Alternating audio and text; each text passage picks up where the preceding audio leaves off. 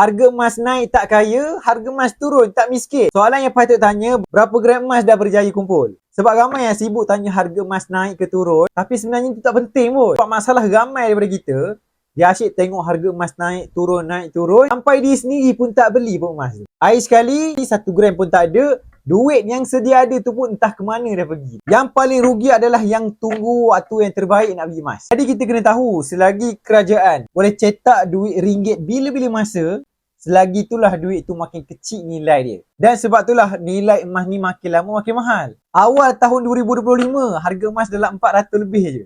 Hari ni dah jadi 600 lebih disebabkan duit kita tu tak memegang nilai. Sebab tu siapa yang ada saving lebih 3 bulan gaji dalam bentuk cash, nak selamatkan nilai duit kita tu daripada makin lama makin kecil, boleh alihkan dalam bentuk emas fizikal yang macam ni. Boleh simpan je dekat rumah, emas ni kecil je. Kalau takut hilang, takut kena curi, permulaan menabung melalui akaun Masgap.